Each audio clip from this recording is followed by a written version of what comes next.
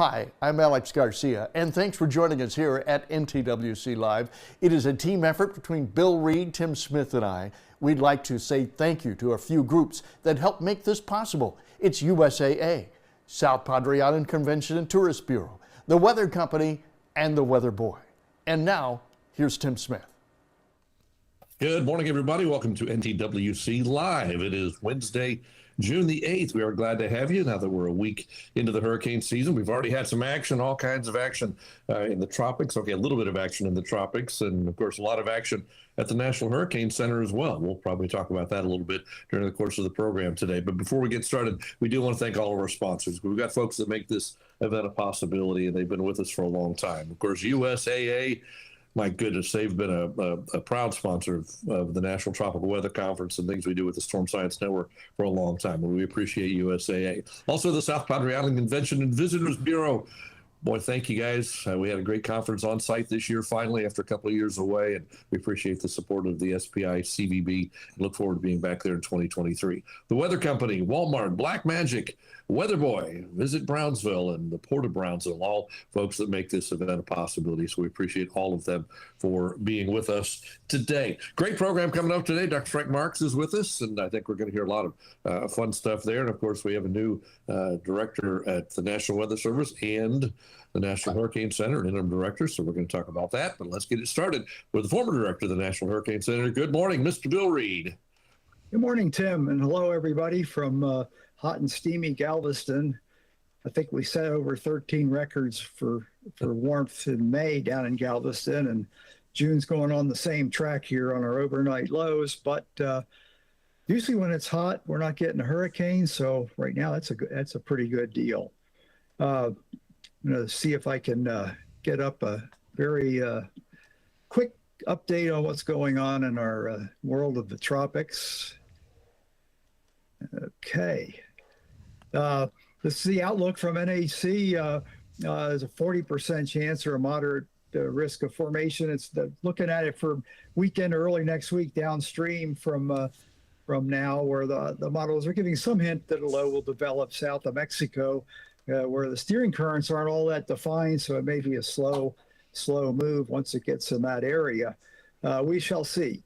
The Atlantic, my favorite statement on the tropical weather outlook for the Atlantic is right there. Nothing in the works in the next 5 days. Quick glance at the satellite image here. Other than this big MCS over Oklahoma, it's reasonably quiet convectively, especially across the tropical Atlantic, where all things are stable right now in most of the Gulf and Caribbean. There is this little convective burst down here in the southern Bay of Campeche associated with a small disturbance moving steadily off to the west. Probably enhance some rainfall here in northeast Mexico over the next couple of days once it gets there. There it is on the visible in there, and not going to be anything to develop out of that.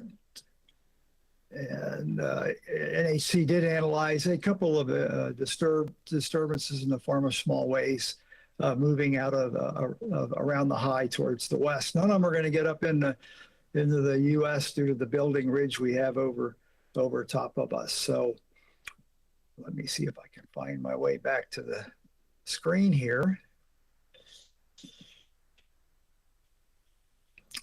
Okay. It says here we're going to do a sponsor break. So, Alex, what do you have for that? We're just going to talk about our sponsors, Bill. We've got we mentioned the USAA, and then you can kind of talk about them a little bit, because they've been a big sponsor of this event, but also your customer. Yes, USAA and I have been acquainted since 1972. So we're on my 50th year of using USAA as my insurer, and they keep getting innovative on some of the information they give their clients, especially those of us that live in areas experiencing severe weather, floods, or hurricanes. So I actually get a risk assessment on the property available through them off the website. I'll get a notification when there's any changes made to that. And generally speaking, they really take care of their customers. Well, that's terrific, and we're so happy to have them as part of this program. It's it's nice that when we're starting to put this program together, we want to make it this program, and also, of course, the in-person event. We want to make it something that is strong and has strong presentations, but also affordable for people who are attending the actual conference. And folks like USAA, we can do that. So thank you to USAA for being a part of it. All right, let's get to it, Bill. All right, I'm really happy that we have our guest today is a friend of mine over many years now, and a recognized expert in the world of flying into hurricanes to gather data to learn more about them. Dr. Frank Marks heads the Hurricane Research Division of NOAA, which is located out on Virginia Key along Biscayne Bay. And recently, I hear we've added a joint workstation research facility at NAC, so you can collaborate a little better with the folks there. When I first went to NAC, Frank was busy in the development phases of coming up with the Hurricane Forecast Improvement Project. I'm sure we'll talk a little about that. I guess, Frank, I'd like to start off with can you give us like a quick overview of what it is your group does and the things you're interested in looking at this stage of the game? Yeah, thanks, Bill. Well, our group, we're at the Atlantic Oceanographic and Meteorological Laboratory here in Virginia Key on the east side of Biscayne Bay, on a barrier island, no less. But our group, we have a staff of about 45, and we've been operating this type of research since 1956. So our predecessor groups were the National Hurricane Research Project, which went until about 1960. And then it became the National Hurricane Research Laboratory, and it actually preceded the formation of the National Hurricane Center. Bob Simpson was the driver in the formation of this laboratory or research group. And so I came on board in 1980, right out of grad school. And I've been on staff since 1980. I took over as director in 2003. Our focus is really, the NOAA focus is to better understand and predict tropical cyclones or hurricanes, which are a form of tropical cyclones. And so we do it in many different ways. Behind me, you see the NOAA research aircraft. I have a P3 and a G4 jet. We have two P3s. So we've been flying aircraft into the storm since 1956, the latest generation being the P3s and the G4. And I've been flying in storms since 1980, probably over 100 storms. So our group really started as an observational group because there wasn't any real way to do prediction at the time when we first started. The statistical dynamical models came along in the 70s under Charlie Newman's guidance. Now we're working with the Environmental Modeling Center and the Weather Service on the Hurricane Weather Research and Forecasting model. So we've been working very closely with the Environmental Modeling Center up in Washington to develop and improve the hurricane forecast by improving the numerical guidance. So that really came to a head and a focus in the Hurricane Forecast Improvement Program, which started right after the Katrina Rita era, about the time Bill came to the Hurricane Center. As the director, we were spinning up the Hurricane Forecast Improvement Program. We started really improving the Hurricane Weather Research and Forecast Model, or what we call HWRF. We worked to develop the HMON, which I don't want to even explain what the acronym means because it's a horrendous acronym, and I don't remember even half of it. So I'll just say HMON. That was developed here. And now we're working on what we call the Hurricane Analysis and Forecast System, or HAFS, or HAFS. which we're hoping to roll out next summer. So we've been running it now for about 3 seasons, and we're going to run it in a test mode for operations this season. And so really it's been a program where we've been developing the tools to improve the models. One, by improving the way the model represents the processes in the hurricane, the microphysics or the rainfall production, how the energy comes off the ocean through evaporation, the condensation part, and then the kinematics, how the flow evolves. Some of the work we've done at the lab here is the whole idea of eyewall replacement cycles came out of research that we did in the early 80s that showed that the hurricanes evolve. They kind of put the death knell on the storm theory idea of seeding the outside of the storm and letting them contract and weaken. So we've been doing a lot of work there. Of recent past, we've been focusing on getting all the models, the data we can collect on the aircraft. The other thing we're pushing is new observing technologies, unmanned aerial systems, autonomous underwater vehicles, autonomous surface vehicles, to be able to better sample and observe what's going on in the storm so we can better characterize it and evaluate it in the numerical models. So that's probably a long synopsis, but kind of gives you the flavor of the type of things we're doing. Yeah, I think a lot of our viewers are intrigued with anything new and improved. The HWRF has a proven track record of steady improvement. It was kind of a secondary tool for the forecasters when I first went to NAC because it lacked the consistency and skill of the global models at the time. Now it's a go-to model especially for the intensity aspects. And that was I think that was our number one goal, was to tackle the issue of non-improvement we had up until that date in intensity forecasting, and in particular capture some of the processes and how to forecast better rapid intensification. How's it look now that we're almost 15 years down the road on the rapid intensity forecasting? That's a good point, Bill. Really, when HFIP started, our goal was to improve the forecast by 20% in 5 years for track and intensity, and then 50% in 10 years. We made the 5-year goal. We didn't make the 10-year goal. But we also put a goal out there that we called our stretch goal, was to address rapid intensification. And as the model HWRF, or the Hurricane Weather Research and Forecast model, improved, as we made improvements to the physics, the way the model treated the boundary layer, the surface layer, how the energy exchange worked, we got better structure, we got better intensity change.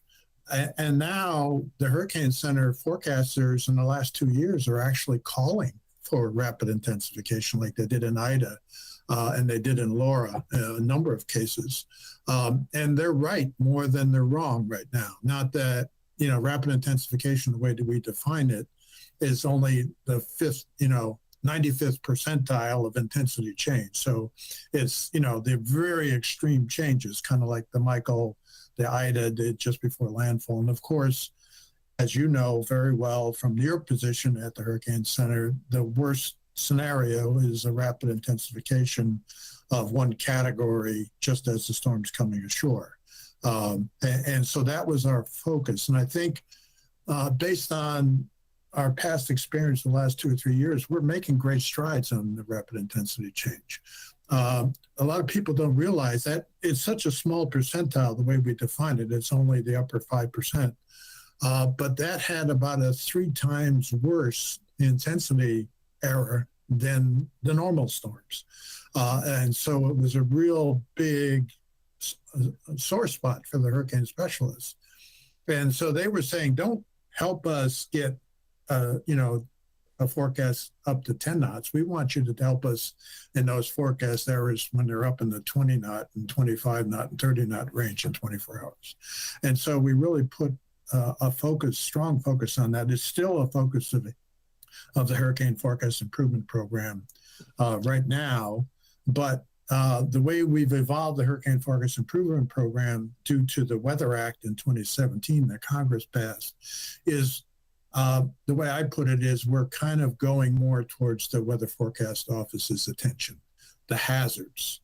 We want to be able to help not just NHC get the big picture right. We want to be able to start targeting the local issues. And as all of us know, damage is a local problem. The track and intensity, that gets you the stage set up. But, the storm surge, the flooding, the severe weather, tornadoes, the heavy rainfall, those are all local issues that are very much driven by the WFO's or Weather Forecast Office's knowledge. So how we can help them communicate the risk is really where we're moving towards now, as well as keep improving the track and intensity forecast.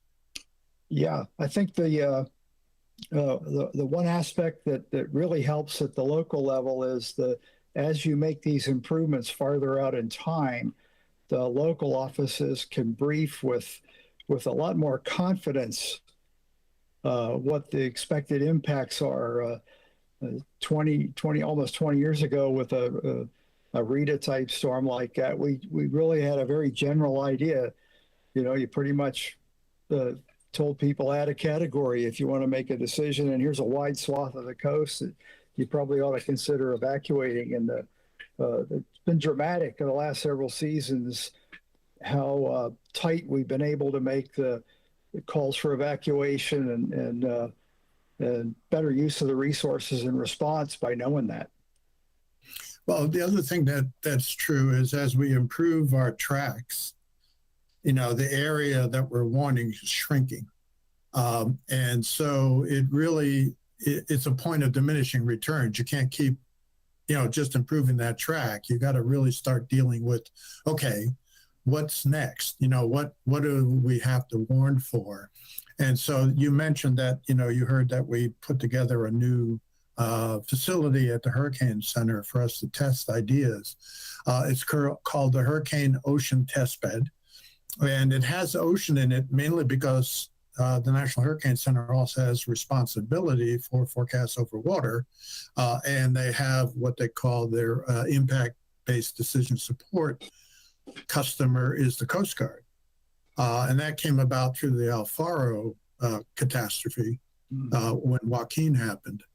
So we didn't want to leave out that aspect. So we're calling it the Hurricane Ocean Test Bed so that we can test not only ideas that help the Hurricane Specialist Unit, but also help the Tropical Analysis and Forecast Branch, which is responsible for a lot of that impact-based decision support for the Coast Guard and for the open water, whereas the Ocean Prediction Center carries the northern part of the Atlantic. They cover the tropical Atlantic and the East Pacific. And so we wanted to open it up. So that's really just opened last, I guess it was December.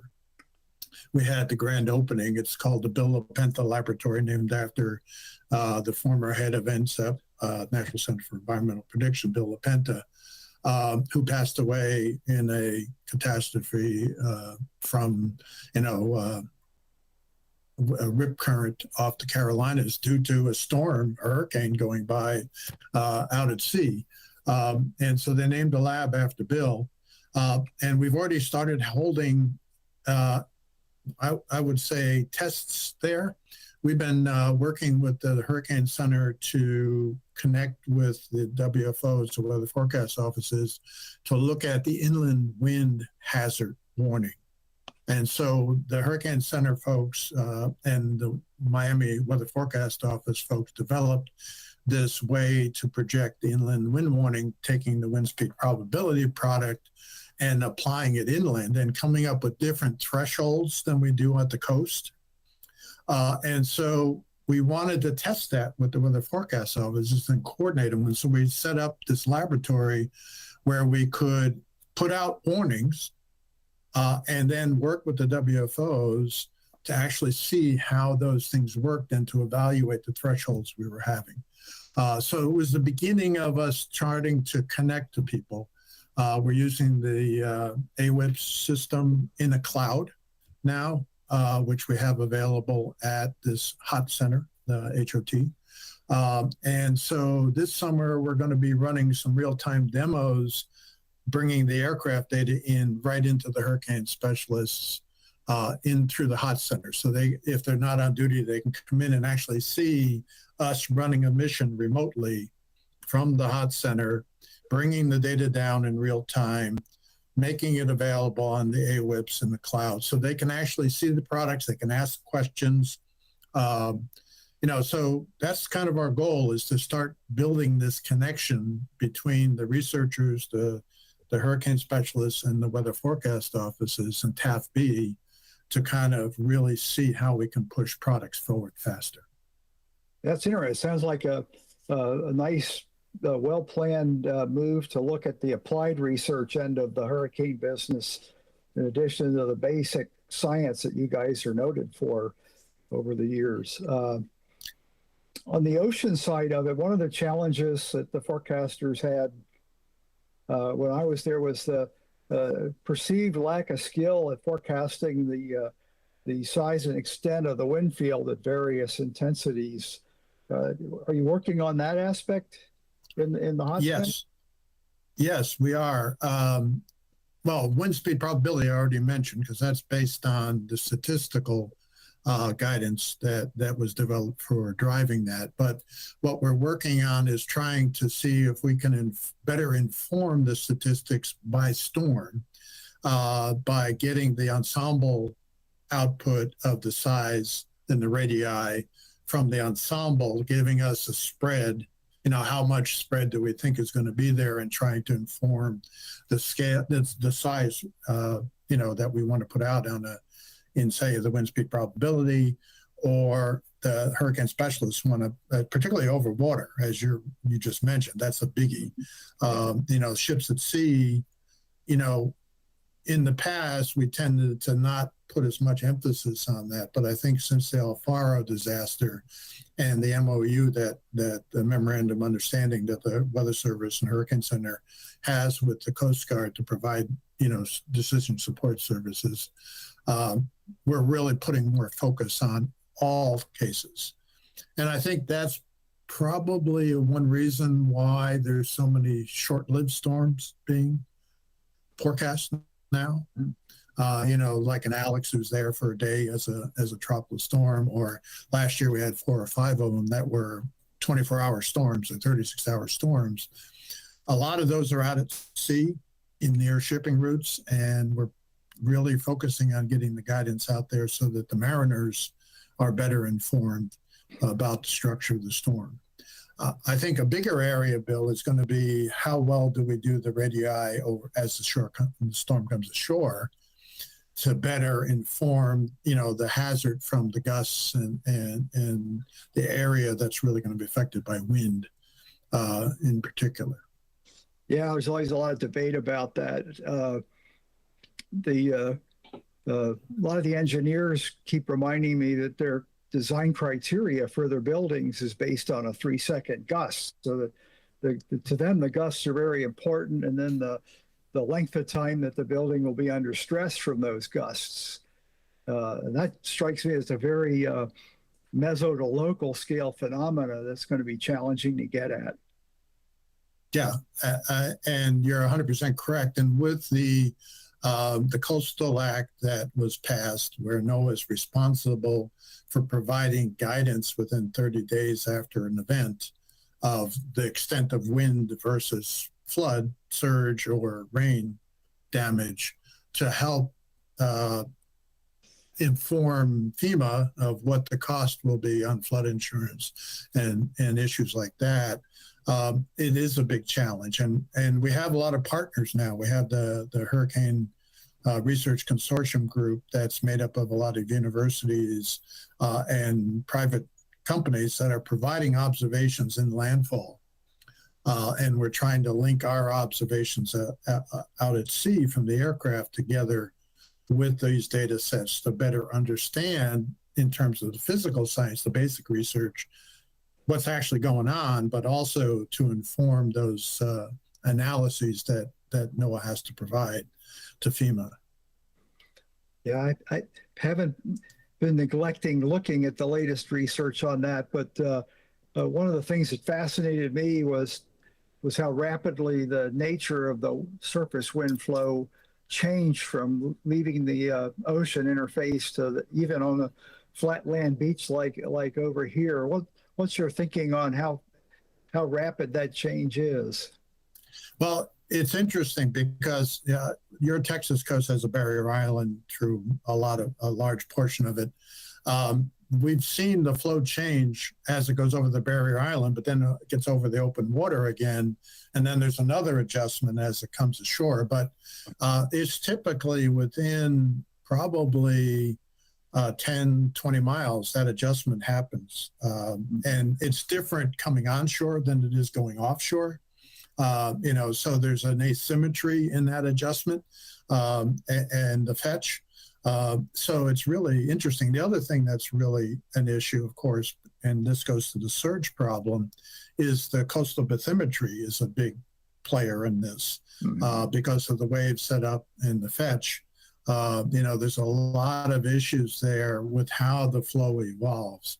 And of course, the storm structure as it comes ashore. When you have a Harvey type of event where you have an eye wall that's evolving and starting to develop smaller features as it starts to break down, these, whatever you want to call them, mesocyclones or, disturbances in the main wind ring of the eye wall. We've seen those from scales of 1 kilometer across to 20 miles across as the storm comes ashore. And it's these kind of things that are really going to drive that kind of damage and that adjustment. And I don't think we have enough observations. I mean, we have some observations, but can we characterize the whole spectrum of the animals in that zoo? I don't think so. We know that, there's a lot of things that are happening there, and they're very local. And they're stochastic. They're random in a way, depending on the timing. So it's going to be a while before we get that right. But I think we can provide probabilities better by knowing the characterization. It also strikes me, just in looking at radar imagery from many landfalls, that there's a lot of variability. Some storms produce more of those vortices than others. Yep. And it depends on where they are in their life cycle, too. I think if I want the public to get one thing out of the understanding of hurricanes are like people. They have a life cycle. They go through changes. They get fat. They get skinny. They tend to start skinny and get fat, just like we do. But they'll go through a cycle, they'll go on a weight loss program and they'll have an eye wall replacement cycle and they'll shrivel up and stuff. But there's no consistent, a hurricane is not a hurricane is not a hurricane. It's, they're all different. And where they affect locally is really important because, the expectation of what might happen in a Miami versus a Houston is very different from a landfalling hurricane. There's going to be damage. There's going to be rain. There's going to be wind. There'll probably be a surge, but it'll all be different in how it affects the location based on the local conditions. And I think people need to understand that we know something about the hurricane, but when it comes down to the local stuff, it's a lot trickier than just getting the track and intensity right. Mm-hmm. Tim, I've been hogging the time with Frank here. I'll bet you got some interesting question. Maybe you can trip him up better than I could. He's right on the money with everything. I'm impressed. We do have some questions coming in. Before we get to that, we'll take a moment and thank another one of our sponsors, South Padre Island Convention and Visitors Bureau. We've been hosting the National Tropical Weather Conference on South Padre for 10 years now? 2023 will be year 11. And Frank, you were with us on the last one, and we appreciate that and hope to have you back again. It's always very interesting and informative. A few days on South Padre Island, and the island has been a great host to us from the very beginning. It's a great place to hang out, great place to spend your time, even when you're not at the conference. So we encourage people to check out South Padre Island when you get an opportunity. the forecast, I think we've been fortunate to have lived in a time when Dr. Marks, you and your crew have really made some huge strides. And you think back to when we all got in this business 40 or maybe in Bill's case 50 years ago. It's been a while, but we've seen dramatic changes thanks to the work you're doing. Where do we go from here? I mean, what do you 20, 30 years from now, what are we going to be looking back on this 20-year period and saying, wow, I can't believe we didn't know this yet, or I can't believe we weren't there yet? That's a great question, Tim. And I must say, I have to preface this answer with there's no dumb questions, there's only dumb answers. And I'm going to try not to be provide a dumb answer here. But I think one of the things that I look for in the future is one, I mentioned this getting more to the local issues. How do we downscale the information we know that the Hurricane Center is providing and make it more actionable? One of the things that we've been fortunate is we've been increasing the actionable time frame for people to take action to protect themselves and their property in some cases. But I think one of the things that we have to start thinking about is, the climate is not static like it was when we were younger. It's changing. It always has been changing, but the speed with which it's changing has changed. And so one of the things I'm concerned about is how we deal with the hurricane problem in this changing world. I'm not a climate scientist. I don't purport to know anything about what's driving it. All I know is what I see. I haven't seen a lot of change in the hurricanes that I work in, that I fly in. They haven't changed much. But the public has changed where they want to live faster than we can improve the forecast. So we have more and more people in harm's way than we did, say, in the 60s, 70s, and 80s. And I know living in Miami, that's definitely the case. That's changed quite a bit in the 40 years I've been here. And so the thing that bothers me is how we're going to prepare for that, that fact that we have more people. I don't purport to know how hurricanes might change, but I do know that climate change is a local problem as well. The climate in Miami is very different than the climate in Minneapolis. Okay. What's going to happen in Miami as the climate signal changes is going to be very different than what happens in Minneapolis or Nome, Alaska, or even Corpus Christi.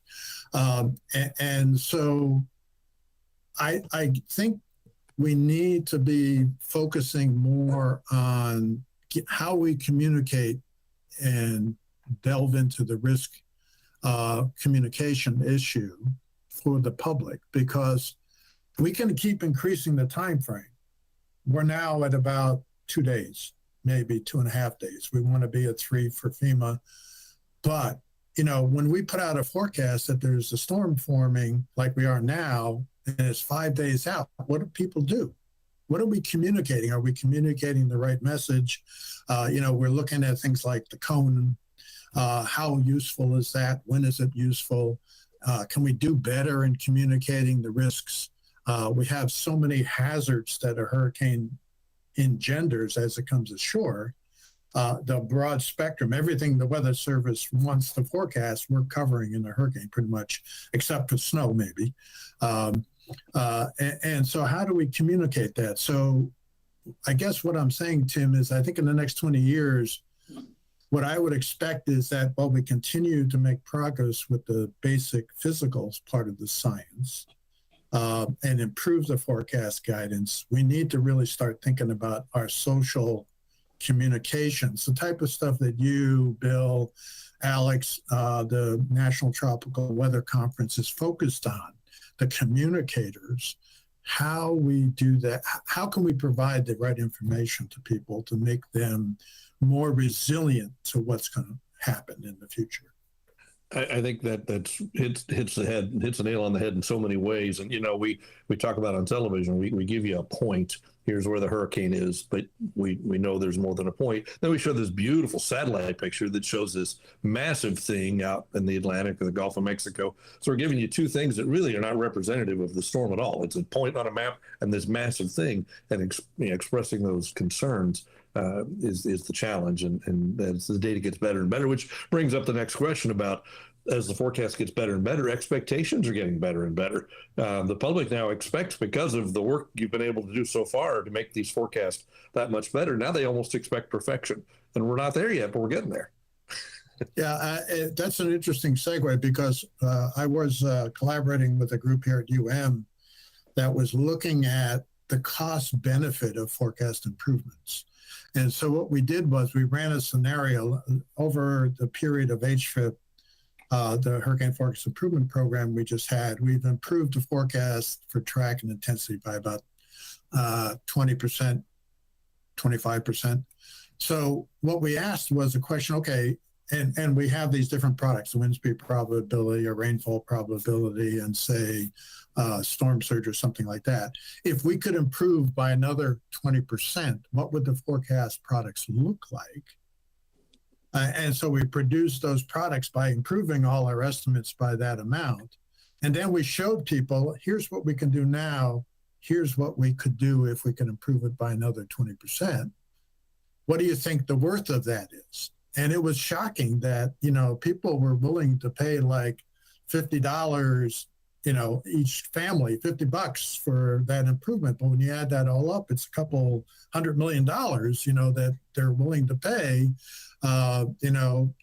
for an area that might be affected. And it's interesting that the public you're 100% correct. They want more.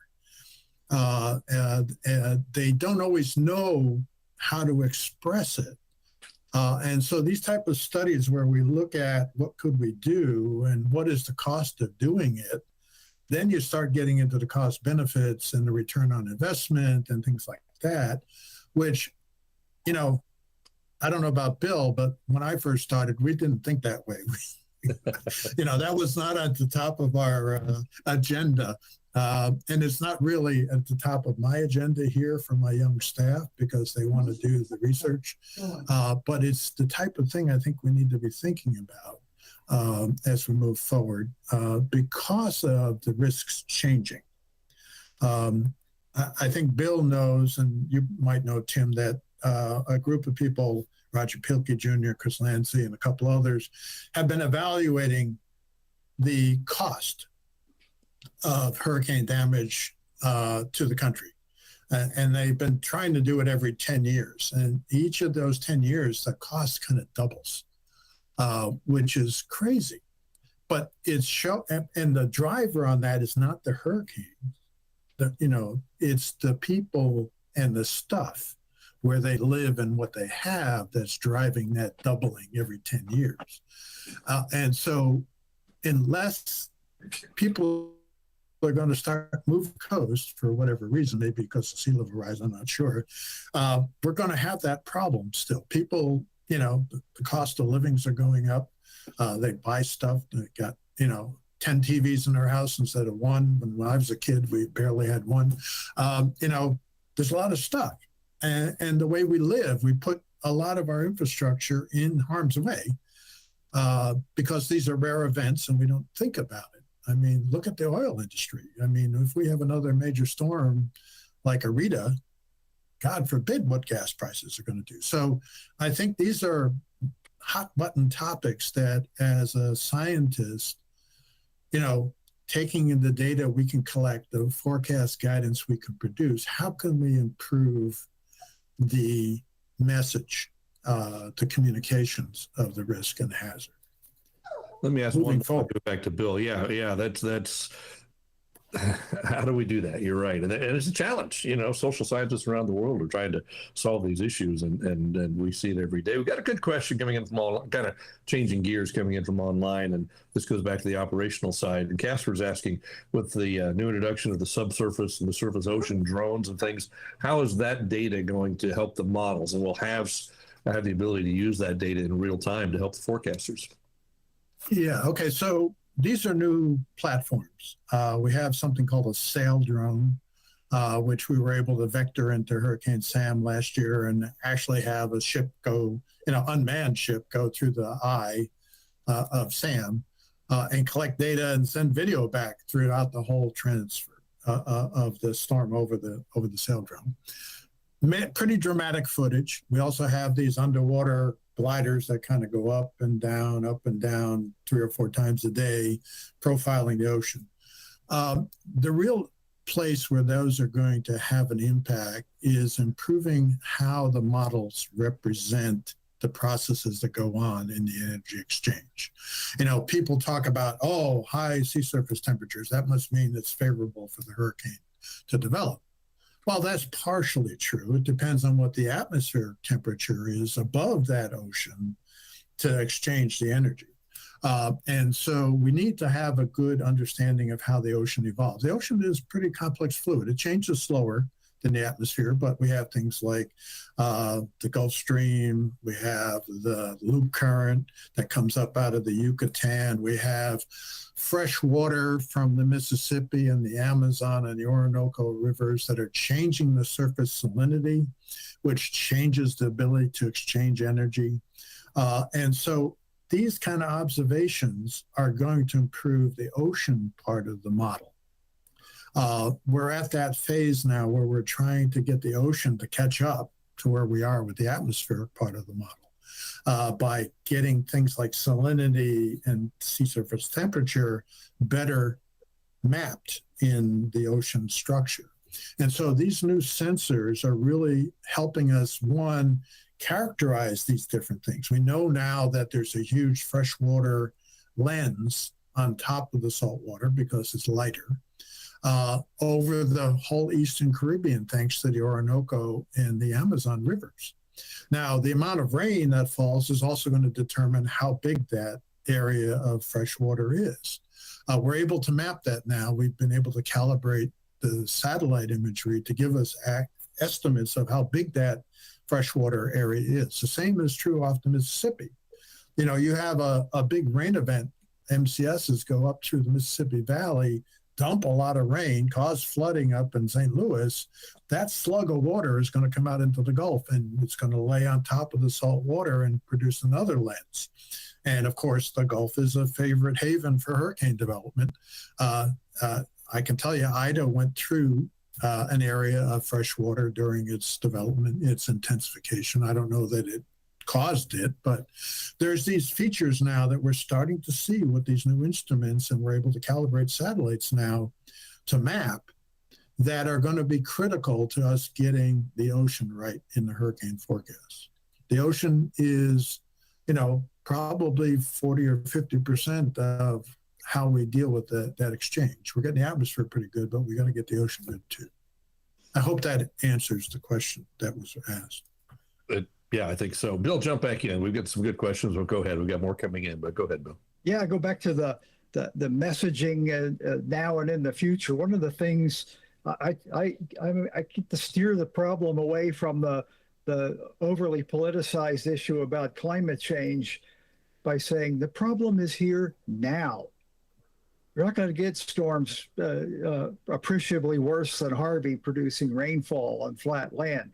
You're not going to get storms intensifying much worse than what we had with Hurricane Michael or Dorian, or for that matter, go back to Katrina and Rita. That's what they always do.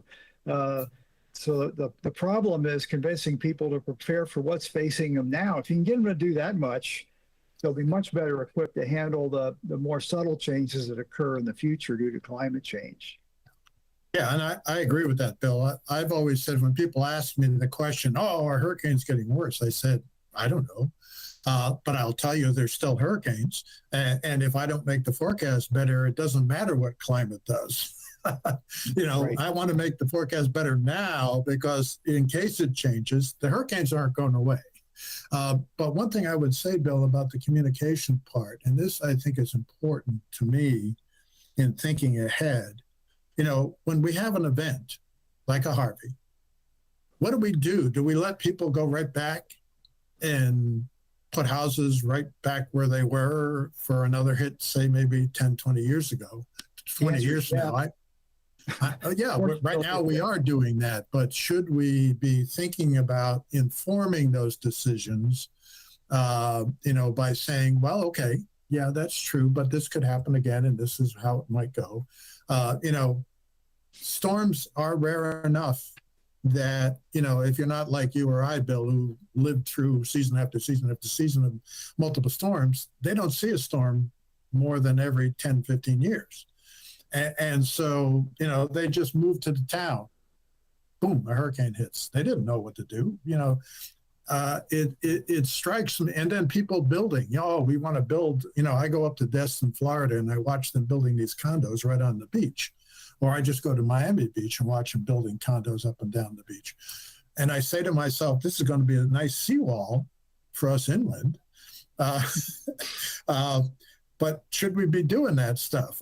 I don't know that NOAA or myself as a scientist has a role in doing that, but we can certainly inform that kind of decision-making going forward, too. And Bill, I have to give the quote I remember you saying throughout your few years at the Hurricane Center was, do you really want to put your house flooding risk at 1 in a 200 chance? Yeah. That's the communication that we have to have. Is that sufficient for flood insurance or any kind of insurance? Yeah, well, I even put it a different way. We use the 1 in 100 for the flood building codes in most places, though they've upped them here from Harvey. The insurance industry tells me that the typical homes built today in the U.S., the risk of fire in them, big loss to fire, is over 1 in 1,000. So why would you accept a 1 in 100 risk for losing your house to a flood if you're not willing to risk anything greater than a 1 in 1,000 risk for fire? Well, and the insurance companies have to be thinking about that too. Unfortunately for flood, I mean, most of that's the U.S. government is the insurer. So, in my position as a government employee, I would like to help them get better at providing that kind of guidance. Yeah. Speaking of improving models, as most years, we've already seen the longer range aspects of the GFS cranking out what we euphemistically call model canes. And the argument has been, well, the conditions were okay for potential development, but the skill in those is almost negligible. I mean, every now and then the blind squirrel finds an acorn, trick happens and it develops. But are any of your folks working on that problem, or is that a different issue? We're looking at it. I mean, we're pushing the hurricane analysis forecast system is going to go to 7 days instead of 5 days, which is what the Hurricane Weather Research and Forecast Model and HMOD do. So we're already pushing that 7-day. I think even when you were at NHC, Bill, you were experimenting with 7-day guidance products. I think the biggest rub there is what's the use of those. I'm a big follower of the forecasting continuum of environmental threats idea, facets. And so we've been trying to apply through HFIP the facets concept towards the hurricane problems. And so one of the big things that comes to mind and that I've raised is the seasonal outlook. Okay, we're putting out a product. What is the purpose? Who's the customer?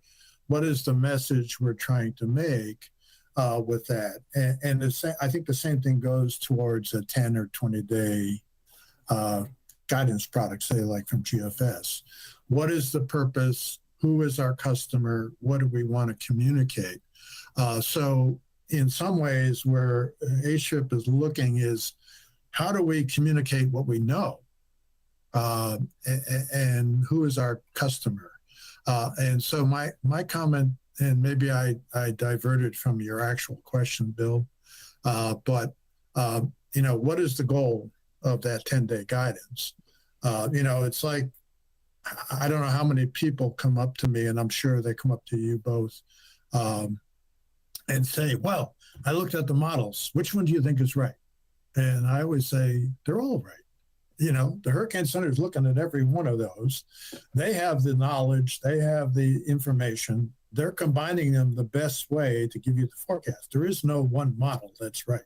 And so it comes down to at 30 days, what is, in my mind, we're looking at probabilities. And one of the things that HFIP adapted with our new strategic plan was the Hurricane Center asked us to look at looking at guidance on probabilistic tropical cyclones, which is kind of what we saw with Alex this past week. It was a potential tropical cyclone for almost 4 days as it crossed the Gulf and actually crossing Florida before it became a tropical cyclone. But it came about, I think, Bill, during your era with the Maria issue, where the Leeward Islands are kind of out there as storms develop. How do we warn them of something potentially happening in the next few days? It's not yet there, but it is.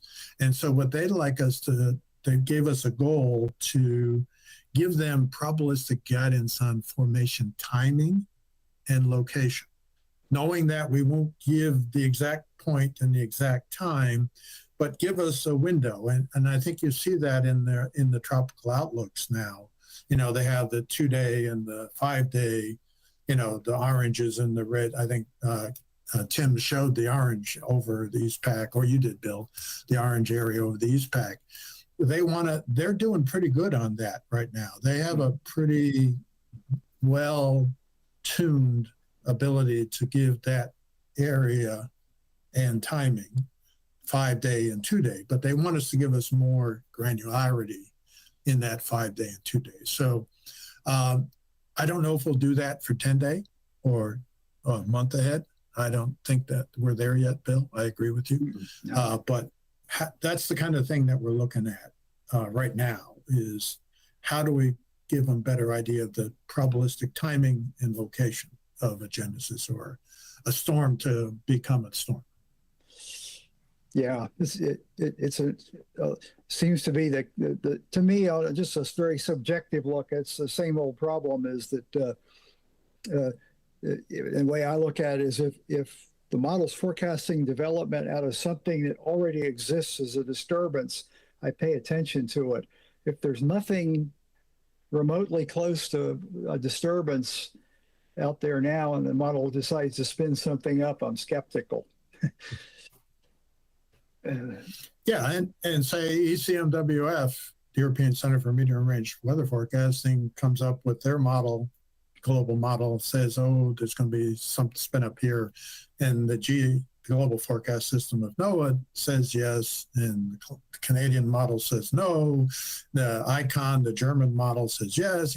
So you're getting these multiple potential realizations that you can then start to tune to guide the probabilistic or the probability something will form, and you can get a rough idea of the location. Yeah, as to how far you go out with it, and the thing, what I learned when we started experimenting with the 6 and 7 days, that if you give a potential user a whiff that you can do a forecast at 5 to 7 days, they're going to start asking for 1 to 10. Yeah. It's just it's human nature. If you're in a business at like the Navy and moving fleets, there is no too much lead time for them. The more they have, the better they can make the necessary moves to make their decision. Yeah, and that's the same thing true with the seasonal outlook. Why has Colorado State and NOAA and other organizations put out seasonal outlooks? Who's the customer? Well, somebody finds value. Because if we did away with the product, I'm sure they'd beg for it to come back. I know the reinsurance industry and the insurance industry has been a big customer for that type of guidance. And so they're funding that type of work. Those seasonal outlooks, their value to the public, I'm not sure. To me, it's always been, hey, it's hurricane season. There's going to be hurricanes coming. There may be a lot, there may be a little, but our rule of thumb, and Bill, you know it well, it only takes one. hit your house, and then it's a terrible year no matter what. Yeah. It's a pretty easy sell in South Florida because Andrew's still fresh in enough people's minds and brought up every year. And that occurred in an otherwise puny season. I think, 6 or 7 storms total. It's an easy sell over here. We had Alicia in a four storm season. So you can use that to convince people that the preparations are not correlated with the seasonal forecast for the local person. And I think too, guys, it just gets us talking about the hurricane season. You know, gets the TV guys saying, "Hey, hurricane season." It just creates an awareness, so people are we're there. Yeah, it's kind of like at my house, my wife says, "Oh, you got to grease the shutters." I go out to grease the shutters, and all of a sudden, all my neighbors start thinking, "Oh, geez, it's hurricane season. Frank's out greasing the shutters." That's Dr. Frank is working his time. I've got one more comment from online, then one more quick subject. We're getting close to the end of the time. And Barry Goldsmith, we know Barry, made a comment about how resilience has become a big part of the conversation, and how he's suggesting that improvements in resilience need to be incorporated in risk communication. And I think that's so important. And, you know, all the events we've been through here in South Texas and everywhere else, resilience is a major issue. Well, I look at Louisiana. They've been hammered, 5, 6 times in the last 3 years. And talk about resilience. You know, they keep going back at it. You know, but it's different locations, you know, Lake Charles, Grand Isle, New Orleans. You know, it's a constant for them, and so they're very aware. You know, the people I worry about are up in New England, New Jersey, who don't get it as frequently. You know, those are the ones that, you know, may not have seen, you know, an event in a long time, and that's a challenge. We'd be remiss if we'd finish this conversation without talking about the changes at the National Weather Service and at the National Hurricane Center. We haven't really mentioned it, but we've got a couple minutes to go. So we've got a new National Weather Service director who is the director of the Hurricane Center. Ken Graham moving to the Weather Service, and then Jamie Rome, the deputy director, is now acting director of the Hurricane Center. Dr. Marsh, talk about that a little bit. These are guys that we know and have been part of the hurricane community for a long time, and they're taking a step in a big direction. Yeah, I didn't know whether to congratulate Ken or to offer him condolences. What I did, though, was one of the benefits I have leading the Hurricane Forecast Improvement Program is we straddle 2 parts of NOAA. We straddle the Office of Oceanic and Atmospheric Research and the Weather Service. And so we've always had an executive oversight board co-chaired by the head of the Office of Oceanic and Atmospheric Research and the National Weather Service director.